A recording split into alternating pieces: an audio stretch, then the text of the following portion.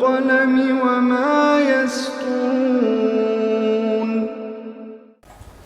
नाज़रीन अस्सलामु अलैकुम वरहमतुल्लाहि वबरकातुहू। सीधी बात की ताज़ा तरीन खबरों में आपका इस्तकबाल है। आइए सबसे पहले आज की सुर्खियों पर नजर करते हैं। आसाम एनआरसी 40 लाख से ज्यादा शहरियों का नाम शामिल न होना एक अहम और संजीदा मसला, मौलाना महमूद मदनी का बयान। हमारी कामयाबी व तरक्की का वाहिद जरिया इल्म है, मौलाना इसरारुल हक कासमी का बयान। आसाम एनआरसी पर पार्लियामेंट में हंगामा, राजनाथ सिंह ने पूछा इसमें मरकज का क्या है रोल। एक नहीं, बिहार के 15 इदारों में हो रहा है बच्चों का इस्तेहसाल। आसाम के एनआरसी में 2.90 करोड़ लोग पाए गए जायज शहरी, पड़े खास बातें। मौलाना अरशद मदनी आइंदा मुद्दत के लिए फिर सदर मुंतखब, मॉब लिंचिंग को सियासतों पर हल किए जाने की तजवीज। जिस तरह घोटाले कांग्रेस की पहचान बने थे, बीजेपी मॉब लिंचिंग के लिए जानी जाएगी। पटना, ज्यादा बारिश की वजह से नालंदा हॉस्पिटल में भरा पानी, आईसीयू में तेज रही है मछलियां। अब बिहार में मॉब लिंचिंग, मोबाइल चोरी के शक में नौजवान का पीट पीट कर कत्ल। आसाम में एनआरसी का हतमी मुसव्वदा जारी, 40 लाख लोगों के नाम गायब। कश्मीर, दहशतगर्दों ने छुट्टी पर आए सीआरपीएफ जवान का गोली मारकर किया कत्ल। जम्मू कश्मीर पर पाकिस्तान से कोई बातचीत नहीं होगी, नेशनल कॉन्फ्रेंस और पीडीपी से मुत्तफिक नहीं बीजेपी। एथेंस जंगल में लगी आग, हलाकतों की तादाद 91 हो गई। जापान अब की बार शदीद तूफान की लपेट में, दर्जनों अफराद हलाक।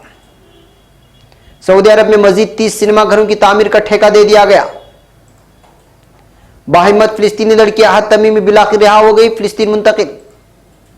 हम चौथे न्यूक्लियर पावर प्लांट की तामीर भी चीन के साथ मिलकर करना चाहते हैं, सदर एर्दोगान का बयान। कैमरून की जेल पर मुसल्लह अफराद का हमला, 163 कैदी मौका पाकर फरार। मलेशिया, मुल्क को कर्जों से आजाद करने के लिए अवाम ने $41 मिलियन जमा कर लिए। नाज़रीन अस्सलामु अलैकुम वरहमतुल्लाहि वबरकातुहू। सीधी बात की ताज़ा तरीन खबरों में आपका इस्तकबाल है। मैं अंसार अजीज नदवी आज की खबरों की तफसीलात लेकर आपकी खिदमत में हाजिर हूँ। आइए खबरों की तफसीलात पर नजर करते हैं। पहली खबर आसाम से है। आसाम के कौमी शहरी रजिस्टर यानी एनआरसी का दूसरा और आखिरी मुसव्वदा जारी कर दिया गया है। इसमें 3.29 करोड़ दरखास्त दहिंदगान में से 2.90 करोड़ दरखास्तें दुरुस्त पाई गई हैं। मुसव्वदे से 40 लाख दरखास्त दहिंदगान के नाम गायब हैं, जिनमें से अक्सर मुसलमान बताए जा रहे हैं। बता दें कि आसाम में एनआरसी का पहला मुसव्वदा गुज़िश्ता साल दिसंबर के आखिर में जारी किया गया था। पहले मुसव्वदे में 3.29 करोड़ दरखास्त दहिंदगान में से 1.9 करोड़ लोगों के नाम शामिल किए गए थे।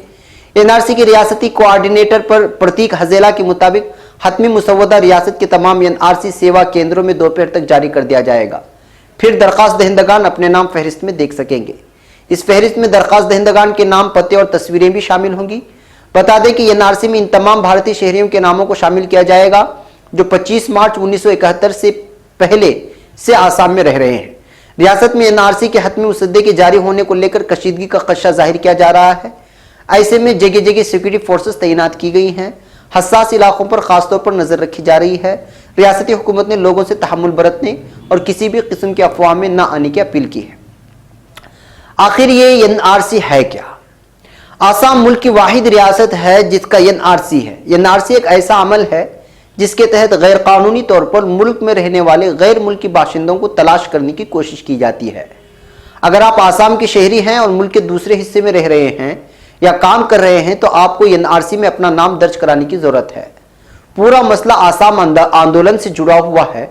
1985 का मुआहिदा बांग्लादेश से गैर कानूनी इमिग्रेशन के खिलाफ 6 साल तक पुरतशद्दुद एहतिजाजी मुजाहिरों का नतीजा था। इसे आसाम आंदोलन के तौर पर जाना जाता है। बांग्लादेश एक ऐसा मुल्क है जिसके साथ आसाम की 4.96 किलोमीटर की सरहद का हिस्सा लगता है। 4,996 किलोमीटर की सरहद का हिस्सा लगता है। आसाम की आबादी में मुसलमानों की हिस्सेदारी साल 1961 में 23.3% थी। ये बढ़कर साल 2011 में 34% हुई है, जैसा कि मरदमशुमारी के आदाद शुमार में बताया गया है। ताहम इसमें अभी भी वाज़ेह नहीं है कि इनमें से कितने आसामी, बंगाली या बांग्लादेशी हैं। आसाम के असल बाशिंदों का मानना है कि गैर कानूनी तौर पर यहाँ आबाद लोग इनका हक मार रहे हैं। इस मामले को लेकर 80 की दहाई एक बड़ा आंदोलन हुआ। उसके बाद आसाम गण परिषद और उस वक्त की राजीव गांधी हुकूमत के दरमियान एक समझौता हुआ। उसमें तय हुआ कि 1971 तक जो भी बांग्लादेशी आसाम में घुसे हैं उन्हें शहरियत दी जाएगी और बकिया को जिला वतन कर दिया जाएगा। हालांकि समझौता आगे नहीं बढ़ा। तवील मुद्दत के बाद इस पर फिर से काम शुरू हुआ। आसाम में गैर कानूनी तौर पर रह रहे बांग्लादेशी शहरियों का पता लगाने के लिए एनआरसी जारी करने का फैसला किया गया। इसमें 24 मार्च 1971 की निस्फ शब के बाद से गैर कानूनी तौर पर रियासत में घुस आए बांग्लादेशी शहरियों का पता लगाने की कोशिश की गई थी। अब खबर नई दिल्ली से। जमीयत उलमा हिंद के जनरल सेक्रेटरी मौलाना महमूद मदनी ने कहा है कि एनआरसी के हतमी ड्राफ्ट फहरिस्त में आसाम के 40 लाख से ज्यादा शहरों का नाम शामिल न होना एक अहम और संजीदा मसला है। इसकी वजह से मुल्क के समाजी, माशरती और जोग्राफियाई हालात पर गहरे असरात मुरतब होंगे। इसलिए मुल्क की मरकजी व रियासती सरकारें किसी भी तरह का कदम उठाने से पहले इसके इंसानी पहलू को हरगिज नजरअंदाज न करें। मौलाना महमूद मदनी ने कहा कि जमीयत उलमा हिंद इस मसले पर काफी फिक्रमंद है और वो आसाम के लोगों के हक के लिए हर सतह पर कोशां रहेगी। साथ ही साथ इससे मुतालिक सुप्रीम कोर्ट में कानूनी जद्दोजहद भी जारी रखेगी। मौलाना मदनी ने आसाम के लोगों से खुसूसी अपील की है कि वो अपनी हिम्मत न हारें। जो सूरत हाल भी पैदा हुई है उसको कानूनी तौर से दुरुस्त करना हम सबकी जिम्मेदारी है। जिन लोगों का नाम नहीं आया है वो संजीदगी के साथ तमाम जरूरी इकदाम करें और बुनियादी मालूमात व दस्तावेजात मुहैया कराएं। इसके लिए जहां भी उज़्रदारी की जरूरत हो उसमें हरगिज तसाहुली न बरतें। उन्होंने कहा कि जमीयत उलमा हिंद की तमाम यूनिटों को आसाम में हिदायत दी गई है कि मुतासरीन के लिए कागजात की तैयारी और उज़्रदारी में ताउन पेश करें। इस सिलसिले में जमीयत उलमा सूबे आसाम ने तकरीबन 1500 लोगों का इंतखाब किया है, जिनमें वकला और दानिशवरान शामिल हैं, जो हर जिले के सेंटर पर फॉर्म पुर करने में मदद करेंगे। मौलाना मदनी ने यह भी कहा है कि जहां कहीं अफसरान की तरफ से गैर कानूनी तौर पर सख्ती की जाए तो उसकी इत्तला जमीयत उलमा की मकामी इकाई को दी जाए। वहां की क़ियादत इस मसले को सुलझाने की हद तक वसा कोशिश करेंगे। वाज़ेह हो कि आज सुबह 10 बजे एनआरसी की दूसरी फहरिस्त जैसी ही सामने आई है। मौलाना महमूद मदनी ने जमीयत उलमा आसाम के सदर मौलाना बदरुद्दीन अजमल, नाज़िम आला हाफिज बशीर अहमद वगैरह से गुफ्तगू करके सूरत हाल का जायजा लिया है और लाएअमल पर तफसील से गुफ्तगू की है। अब खबर नई दिल्ली से। पीर के रोज पार्लियामेंट में आसाम में जारी नेशनल रजिस्टर ऑफ सिटीजन यानी एनआरसी के हतमी मुसवदे पर हंगामा शुरू हो गया है। तृणमूल कांग्रेस के अरकान पार्लियामेंट ने एनआरसी की फहरिस्त से 40 लाख लोगों के नाम गायब होने के मसले पर राज्यसभा में हंगामा किया, जिससे ऐवान की कार्रवाई 2 बार मुलतवी करनी पड़ी। लोकसभा में भी अपोजिशन अरकान इसकी मुखालिफत में नाराबाजी करते रहे। एनआरसी मुसवदे पर लोकसभा में बहस के दौरान वजीर दाखिला राजनाथ सिंह ने अपोजिशन पार्टियों को आड़े हाथों लेते हुए कहा कि मैं अपोजिशन से पूछना चाहता हूं कि इसमें मरकज का क्या रोल है। ये सुप्रीम कोर्ट की निगरानी में हो रहा है। ऐसे हसास मामलों पर सियासत नहीं होनी चाहिए। वजीर दाखिला ने यह भी कहा कि मुसवदा है, यह हतमी एनआरसी नहीं है। इसके बाद भी दावा किया जा सकता है। जिन्हें लगता है कि उनका नाम उसमें होना चाहिए वो एनआरसी में दावा कर सकते हैं। उन्होंने कहा कि इस मामले पर पार्लियामेंट में हंगामा करने की जरूरत नहीं है। जिसका भी नाम मुसवदे में नहीं है उसे दावा करने का काफी मौका दिया जाएगा। ख्याल रहे कि लोकसभा में कांग्रेस, तृणमूल कांग्रेस और लेफ्ट ने यह मामला उठाया था। वजीर दाखिले के जवाब से गैर मुतमईन अपोजिशन ने लोकसभा से वॉकआउट किया था। एक और खबर नई दिल्ली से। मुल्क के मौजूदा हालात के पेश नजर कल मरकजी दफ्तर जमीयत उलमा हिंद के मुफ्ती किफायतुल्लाह मीटिंग हॉल बहादुर शाह जफर मार्ग में जमीयत उलमा हिंद की मजलिस आमिला का एक अहम इजलास मुनक़िद हुआ था, जिसमें मुल्क के मौजूदा हालात और कानून इंतजाम की बदतर सूरत हाल पर गहरी तशवीश का इजहार किया गया। साथ ही दूसरे अहम और मिली और समाजी इशूज़ पर तफसील से गौर कौस हुआ। इजलास में आइंदा मुद्दत के लिए मौलाना सैयद अरशद मदनी की सदारत का ऐलान किया गया। मौलाना अरशद मदनी ने तमाम अहम इशूज़ पर अपने ख्यालात का इजहार करते हुए कहा कि मुल्क के मौजूदा हालात खासतौर पर मुस्लिम अक़लियत और दलितों के लिए तकसीम के वक्त से भी बदतर और ख़तरनाक हो चुके हैं।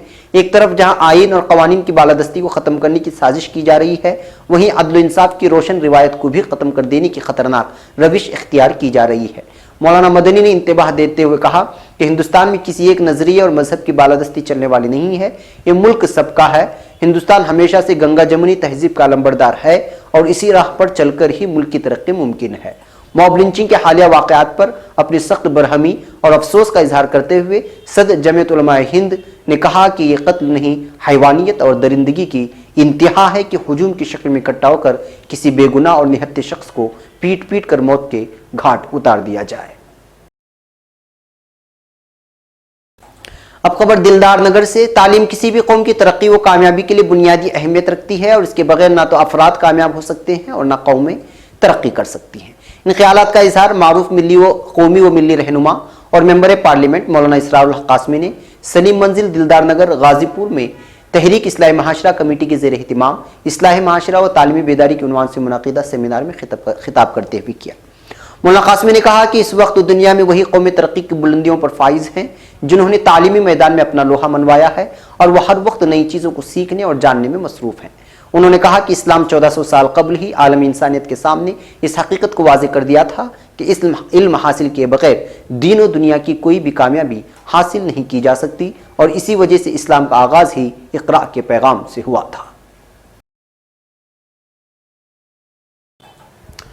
अब खबर बिहार से। कुछ महीने पहले बिहार हुकूमत की पहल पर Tata institute of social science ने बिहार के बालगृह का एक सोशल ऑडिट किया था।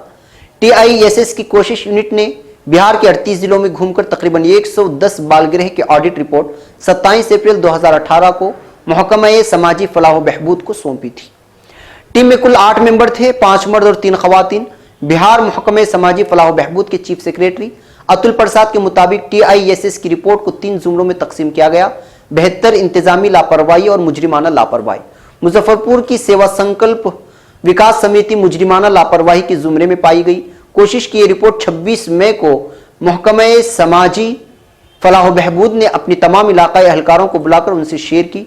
महकमा ने अफसरों को फौरन कार्रवाई का हुक्म दिया है। इनकी बुनियाद पर पुलिस ने पहली FIR 31 मई को मुजफ्फरपुर की सेवा संकल्प विकास समिति पर जुवेनाइल जस्टिस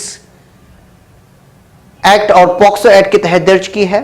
पुलिस ने 30 जून को इस इदारे से मुंसलिक ब्रिजेश ठाकर, किरण कुमारी, मेनू देवी, मंजू देवी, इंदु कुमारी, चंदा देवी, निहा कुमारी और हेमा मसीह को गिरफ्तार करके जेल भेज दिया है। पुलिस ने इस बालगृह में रखी गई 44 में से 42 लड़कियों को पटना, मधुबनी और मोकामा के मुख्तलिफ बालिका गृह में मुंतकिल कर दिया है। कोशिश यूनिट के मेंबरों के मुताबिक जून में ही पटना PMCH ने मेडिकल जांच में पाया था कि 42 में से 29 लड़कियों के साथ रेप हुआ था। सेवा संकल्प एवं विकास समिति में रहने वाली कुछ लड़कियों ने पुलिस को दिए गए अपने बयान में बताया कि एक लड़की को वहां की मुलाजिमीन ने बात ना मानने पर पीट कर मार डाला था। बाद में उसको बालिका गृह के अहाते में ही दफना दिया था।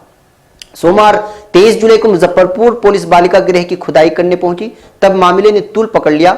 असेंबली में हिजब इख्तिलाफ के रहनुमा तेजस्वी यादव ने मामला ऐवान में उठाया। उसके बाद मुल्क भर के मीडिया की नजरें मुजफ्फरपुर की तरफ मुड़ गई। हालांकि फिलहाल वजीर आला या नायब वजीर आला ने कोई बयान नहीं दिया है। खबर नई दिल्ली से। नरेंद्र मोदी हुकूमत के आने के बाद से इन 4 सालों में लिंचिंग इस हुकूमत की खास पहचान बन गई है। जिस तरह से मनमोहन सिंह की UPA 2 की हुकूमत के साथ घोटाला लफ्ज चिपक गया था, लिंचिंग गुज़श्ता कुछ सालों की खास खूबी की तरह उभरा है। इस लिंचिंग में सिर्फ यहाँ वहाँ भीड़ का तशद्दुद नहीं है जो अचानक से हुआ और फिर फौरन खत्म किया गया, बल्कि लिंचिंग की ये वारदातें मुल्क के मुख्तलिफ हिस्सों में बड़े पैमाने पर हो रही हैं और रियासती हुकूमतें या तो इन मामलों में तमाशबीन बनी हुई हैं या कभी कभी लिंचिंग करने वाली भीड़ के साथ खड़ी दिखाई देती हैं। बीजेपी और वजीर आजम नरेंद्र मोदी के भगत बेशक इस बात की मुखालिफत करेंगे और कहेंगे कि मनमोहन सिंह हुकूमत के वजीर तो बदगुमानी के मामले में पकड़े गए थे, लेकिन मौजूदा बीजेपी हुकूमत का कोई वजीर किसी का लिंचिंग करने नहीं गया। वो 1984 का हवाला भी देंगे कि सिखों को मारने वाली भीड़ की क़यादत कांग्रेस के रहनुमाओं ने की थी। सिखों का कत्ल एक गिनाहुना वाक़या था और राजीव गांधी का बयान असल में बेहद खराब था, लेकिन कांग्रेस के वज़रा ने न तब और न ही इसके बाद कभी लिंचिंग के मुलजिमीन की हिमायत की और न कभी ऐसा जताया कि मुतासिरीन के साथ जो हुआ उसके जिम्मेदार वो खुद थे। माजी में हुए किसी लिंचिंग जैसे दलितों के खिलाफ को कभी सही नहीं ठहराया गया, न बयानात के जरिए न किसी के अमल के जरिए इसका जश्न नहीं मनाया गया। अब बात करते हैं हाल में हुए इस तरह के वाक़यात पर बीजेपी और संघ परिवार के मेंबरों के रद्द-ए-अमल की। अखलाक खान के बेरहम कत्ल से पहले बड़े मामले में इसकी शुरुआत करते हैं। बड़े मामले में मुबैना मुजरिमों को बार बार हुक्मरान जमात के मुंतखब नुमाइंदों और सीनियर मेंबरों की तरफ से खुली हिमायत मिलती रही है। मरकजी वजीर महेश शर्मा अखलाक खान कत्ल मामले में अहम मुलजिम के गांव पहुंचे थे। उसके बाद से ही वजीर रुकन पार्लिमान और MLA की फिक्र मुजरिमों को सजा दिलवाने के बजाय मुतासिरीन के किसी कानून की खिलाफवर्जी के बारे में ज्यादा होने लगी थी। अब खबर पटना से। पटना में गुज़श्ता 2 दिनों में हुई बारिश की वजह से Nalanda medical college and hospital के कुछ वार्ड समेत ICU में पानी भर गया है। NMCH के सुपरिटेंडेंट डॉक्टर चंद्रशेखर ने इतवार को बताया कि आबी जमाव के मद्देनजर मेडिसिन डिपार्टमेंट की मेडिकल इकाई ICU में भर्ती मरीजों को सर्जिकल वार्ड के ICU में मुंतकिल कर दिया गया है और पंप की मदद से पानी की निकासी का काम लगातार जारी है। हॉस्पिटल के अहाते वार्ड और ICU में करीब घुटने भर तक पानी जमा होने की वजह से वहां काम करने वाले मुलाजिमों के साथ मरीजों के रिश्तेदारों को काफी परेशानियों का सामना करना पड़ रहा है। एनएमसीएच में भर्ती एक मरीज के अहले खाना ने कहा कि अगर आगे भी ये हालात बने रहे तो वो भी बीमार पड़ जाएंगे। एनएमसीएच के आईसीयू वार्ड की एक नर्स ने भी आबी जमाव की वजह से मरीजों के इलाज में होने वाली परेशानियों का जिक्र करते हुए कहा कि हम भी बीमार पड़ जाएंगे। आप यहाँ पानी में मछलियों के साथ साथ बिच्छू और सांप को भी तैरते हुए देख सकते हैं। इस पर जब हेल्थ मिनिस्टर मंगल पांडे से पूछा गया तो उन्होंने सवाल को नजरअंदाज कर दिया और कुछ भी बताने से मना कर दिया। अब खबर मुजफ्फरपुर से। बिहार के मुजफ्फरपुर में मॉब लिंचिंग का मामला सामने आया है, जहां नाराज भीड़ ने मोबाइल चोरी के शक में एक नौजवान को पीट पीट कर कत्ल कर दिया है। मौसूला इत्तलात के मुताबिक अर्जुन नाम के एक नौजवान पर लोगों ने पहले मोबाइल चोरी का इल्जाम लगाया और फिर उसकी पिटाई कर दी, जिससे उसकी मौत हो गई। इस दौरान अर्जुन के साथ मौजूद एक दीगर नौजवान भी भीड़ के हमले में खतरनाक तरीके से जख्मी हुआ है, जिसे इलाज के लिए मकामी अस्पताल में दाखिल कराया गया है। यह वाकया मुजफ्फरपुर जिले के अहियापुर थाना इलाके में वाक़ जगदम्बा नगर का है। वाकये के बाद महलू के अहले खाना की मुआवजे की मुतालबात को लेकर सड़क जाम कर दिया है। मौके पर पहुंची पुलिस ने समझा बुझा कर मामले को खामोश कराया और सख्त कार्रवाई करने की यकीन दहानी कराई है। अब खबर कश्मीर से। जम्मू कश्मीर के पुलवामा में दहशतगर्दों ने सीआरपीएफ के एक नौजवान को घर में घुसकर कत्ल कर दिया है। मारे गए जवान का नाम नसीर अहमद रादार है।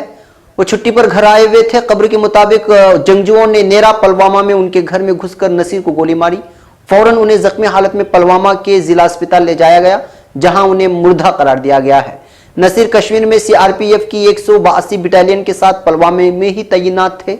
वाज़ेह हो कि गुज़श्ता कुछ दिनों में कश्मीर में यह चौथे सिक्योरिटी एहलकार का कत्ल है। जंगजू अब कश्मीर के रहने वाले सिक्योरिटी एहलकारों को अपना निशाना बना रहे हैं।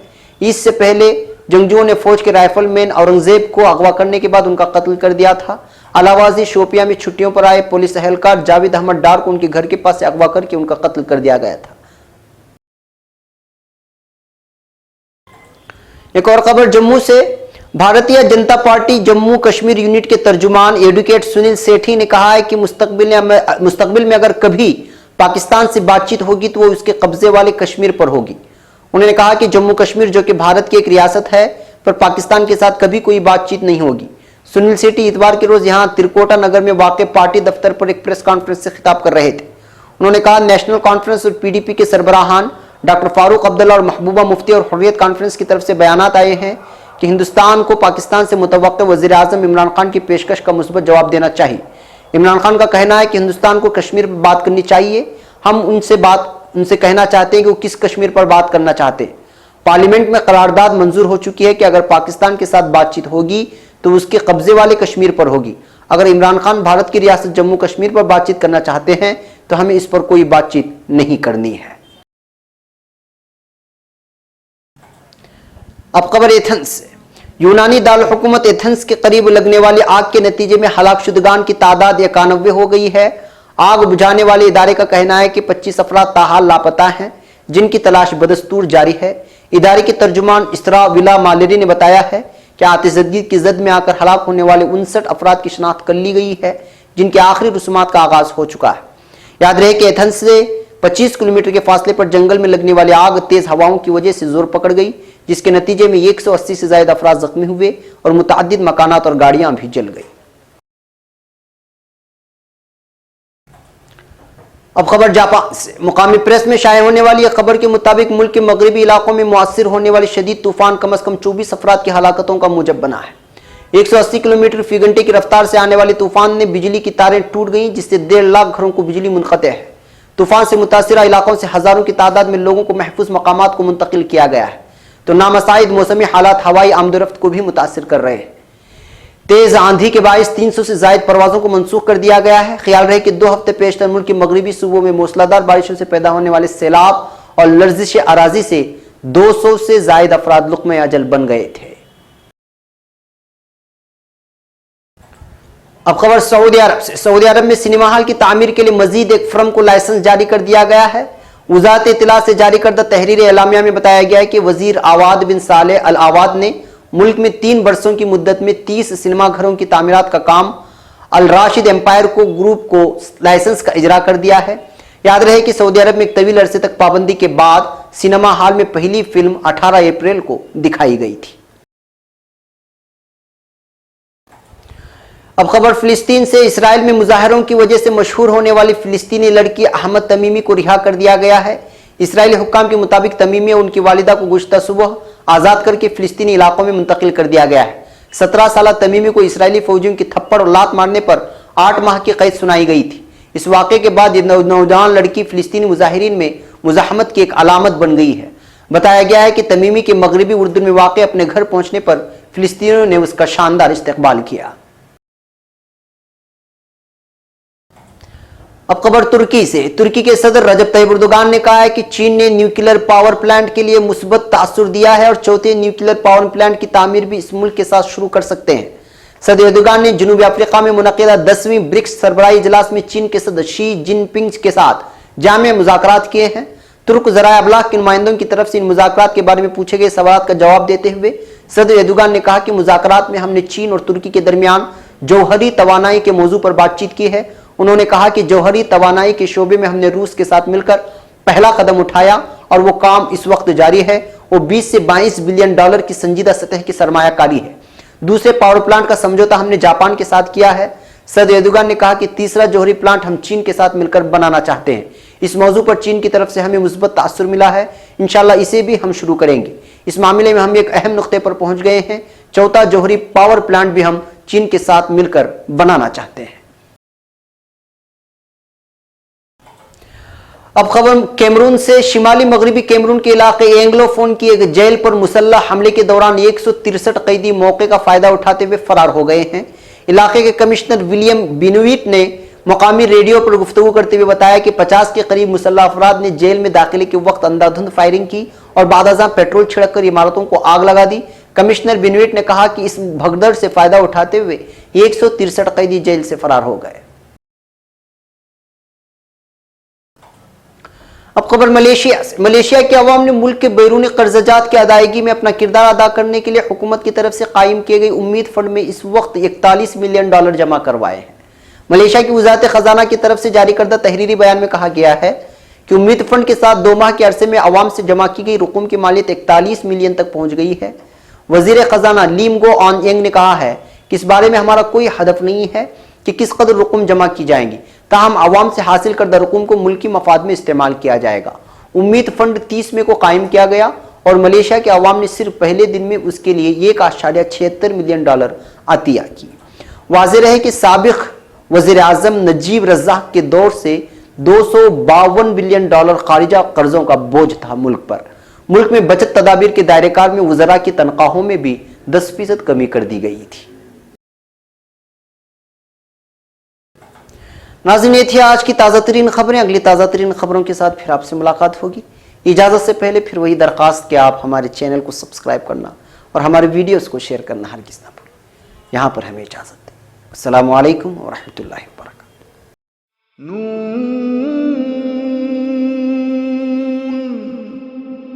वल क़लमि वमा यस्तूरून।